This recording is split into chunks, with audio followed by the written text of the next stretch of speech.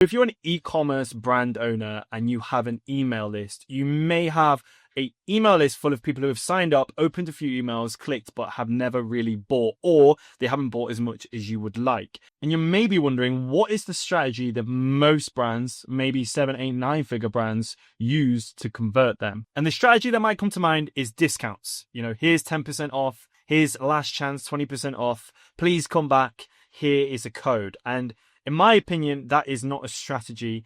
It can come across more like begging. And worse, it trains your audience to only buy when there's a sale. Today, I'm going to show you 3 types of emails that turn strangers into first-time buyers without discounting your product into the ground and affecting your margins. They're very simple. They're not that fancy, but almost nobody sends them, and they work ridiculously well. So a bit of context on who I am. I'm Daniel. I'm head of retention at Hays Media, where we've spent the past 5+ years scaling e-commerce brands with email marketing past 7, 8, 9 figures and beyond. You can see I have an example of a brand that we're currently working with.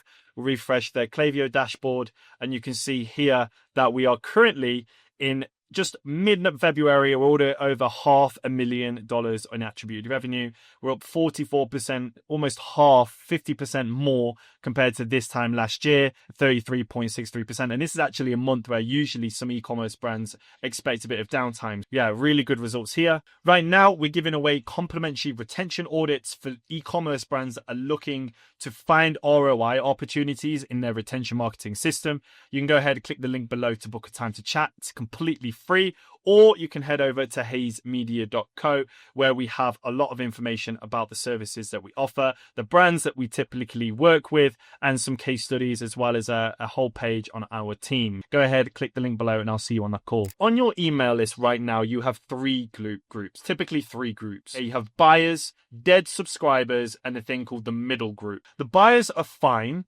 The disengaged can be cleaned later, but the middle group, these are the people who have signed up, opened your emails, but haven't bought a single thing. And that is where the money is. That's where the missed opportunity is. And they do not need, right? It's common thinking, but they actually do not need a discount. And I'm going to tell you why. First of all, they need 3 things. They need trust, they need clarity, and they need their doubts handled. And that's what these 3 types of emails do. The first type of email is an objection handler. The purpose of this email is to remove mental blocks that stop people from buying. And every person that is on your list hasn't bought yet for a reason. It could be the price. It could be quality concerns. They could be asking the question, does this work? Is it relevant for me? Another question would be, does it last? Is it durable? Will it last a long time? Is it of high quality? And the 5th and final point could happen for most brands is it legit? Can I trust this brand? And if you don't address any of their objections, they will sit on your list forever. Here's what you can do, all right? You can write an email that directly addresses the top 3 to 5 reasons people don't buy from you. That is it. And we can show you some examples here. One from Supergoop, sunscreen myth busting. Our innovative formulas will break all the beliefs you've had about sunscreen. And here they showcase their 50 SPF Supergoop. I love the name Supergoop. It's really cool. Sun cream. And the myth is it's impossible to get sunscreen on my children. Kiddos love applying Play Body thanks to the super fun texture and the consistency. Myth: sunscreen is sweating, don't mix, always runs in my eyes and stings. Our original formula causes no stinging. It's sweat resistant for up to 80 minutes. Myth: sunscreen mists always leave a white cast. The Play Antioxidant Mist SPF 50 sprays on completely clear and leaves skin dry to the touch. So this is a great idea of just calling out popular myths. I think myth-busting campaigns are great to touch on many objections at once and also speaking in the customer's voice. You've got Grunz here, gummy myths busted, why gummies work and why Grunz does it better. You've heard it before, gummies don't do anything, but that's just outdated thinking.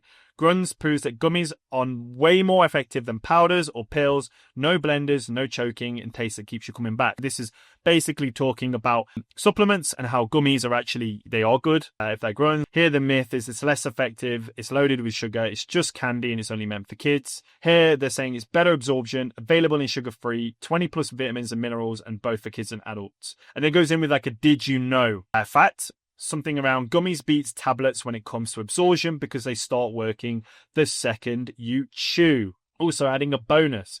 Gummy ingredients like pectin help your body soak up the good stuff more easily, which is actually really interesting. They've took in some scientific facts there as well, and then they've gone in with their offer. Last one is Magic Spoon. I love the layout of this one. It's easy to skim, easy to understand. So let's set the loop straight on these Magic Spoon rumors. Myth 1, there's no way this tastes good with no added sugars.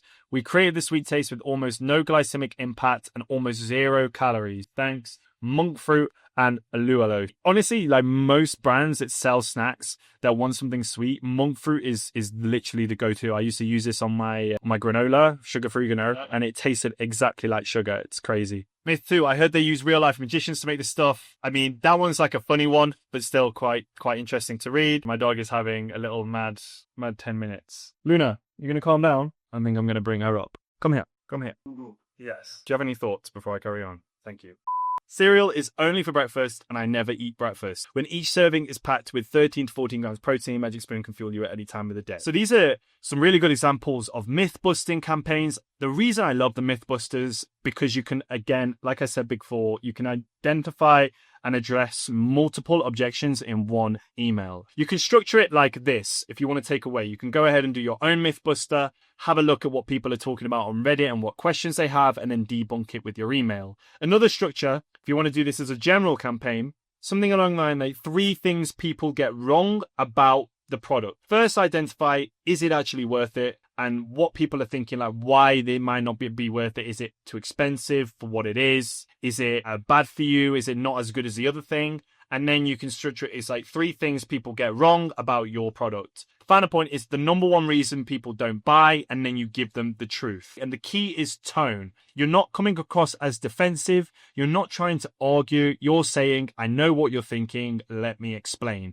And when someone sees their exact objection named in your subject line, something shifts. They feel understood. And once the objection is gone, the only thing left is the decision. The most brands that win with these type of objection handling emails, they are constantly reading the reviews, checking support tickets, looking at social media comments, and even the refund reasons. Your objections are already there, and you probably already have them written for you. You just haven't turned them into emails yet. The second type of email is the us versus of them. Because nobody buys the first brand they see. They go and compare. They open tabs, they check alternatives. They may even search forums, Reddits, social media posts. And if you don't help them compare, somebody else is going to do it. All right. And this isn't about trashing and, trash talking your competitors. It's about offering clarity. You show what most brands do and what you do differently. For example, you can talk about ingredients, materials, your manufacturing process, the guarantee that you offer, or even the philosophy and mission behind your brand. You make the decision easier because if everything looks the same, they'll choose the cheapest. Let's have a look at some good examples. We've got Sundays with Elevate Their Plate, the advantages of air drying. Why choose Sundays air dried dog food versus normal kibble? They go in with the synthetic ingredients, nutritionally questionable and bland taste of kibble, and then Sundays being human grade. It's all natural ingredients, humans can consume it, nutrient dense, offers the same number of calories as common dog food brands but in half the serving size, which makes you think, great, it's nutrient dense, I'm also going to save money. And then third point, flavor rich. Your dogs are going to eat it basically. And I don't know about you, but I've had a dog that's been picky with food, and it's a nightmare trying to get them to eat food that they don't like to eat, because then they demand chicken and these expensive products. This is a really good example of us versus them there with Sundays. Rebel Rabbit high seltzer. Skip the wine, sip the buzz. Let's cut to it. Wine sounds great until the 3 a.m. wake up, the dehydration, the inflammation in the stomach, the regret-laced text you sent to the group chat. If you're looking to actually relax after a long day, you know the mood with 5 mg, 10 mg, or 20 mg options with a perfect unwind without wrecking your sleep. This is a CBD drink, and basically, going in with against alcohol. I've seen a lot of CBD drinks do this. It's really good competitor, but again, it is interesting that CBD is going up against alcohol, because in the end of the day, it is a different product. I still think it's a different product. Yes, you can say sip the buzz, skip the wine type angle, but I think your target audience are perhaps a little bit different in this case. But still, is settling why they are better and trying to also skip the belief that, you need alcohol, which is cool. It's interesting. It's more of a disruptor in the market. Virtual Shield, why settle for less when you can have the best? Here is the Virtual Shield compared to NordVPN and other popular VPN options. Really cool here. just basically going in with everything that people are thinking about. I know with the VPNs, for me, it's the price. And also sometimes they make it hard to cancel. Yeah, they've addressed all that here. Really good stuff. Us versus them, really, really great way to make the decision easier. And again, here, like we said, if everything looks the same, they'll choose the cheapest. And if you compete on price, you tend to lose long term. What's best to do in crowded markets like supplements, skincare, apparel? The brand that communicates its difference will be the clearest winners. All right. So I'll say that again. In crowded markets, think supplements, skincare, apparel, or furniture, the brand that communicates its difference will be the clearest winner. It's the clearest that wins, not the brand with the best product, the brand that explains it the best. Let's go on to email 3s, which is strategic review emails. And this one is very powerful because you're not actually doing the selling, your customers are doing it. When you say, for example, your product is amazing, that's marketing. But when a customer comes along with their own story and says it, that becomes proof. And most brands I see, and you might be one, you might be thinking, am I doing reviews correctly or am I doing it badly? And some emails that I see, they just dump 5-star emails, 5 stars into emails, and they call it a day. And I believe that's a little bit lazy. Instead, what you should be doing is choosing emails that do 3 things. Choose emails that handle objectives effectively. And lastly, choose reviews that tell transformation stories from the person and customer's point of view. For example, if durability is your edge, show that review. If fast shipping matters for your product, like a sofa or a furniture product that sometimes takes forever to arrive, show that one. And lastly, an example could be if someone had a real before and after for a skincare brand or a weight loss brand, use it as a transformational story, because in that way you're creating proof strategically. And you could even build a whole email around one strong customer story, which doesn't read like an advertisement. It can read more like a decision someone already made, and people trust those decisions that other people have made. So let's have a look at some examples. We've got Medley with your words, not ours. You're sipping, reviewing, and saying you're better than we ever could. And then it's basically going in with absolutely love this wine. It goes with everything or just by itself on a porch on a summer day. No headaches the next morning. Red and white on my fave. Great way of going in with like what their unique thing is, handling objections, and also a little bit of what other customers are thinking, you know, with headaches and the fact that, wine only tastes good with food type thing. Really good objection handling there. We are typically not a fan of rosé wines. My husband really only enjoys reds, but now we are both fans of this. Here we go. You know, opening up new barriers of entries for customers. Maybe they have certain beliefs that you're breaking. Really good example there. I've tried many different alternative wine products, no alcohol, low calorie, etc., and they've all proven to be very disappointing. Again, common belief that non-alcohol or zero alcohol wine is just bad. Here you go. Medley is a very pleasant surprise. I love everything this brand stands for. Organic, sustainable, no added sugars or preservatives, low sulfites.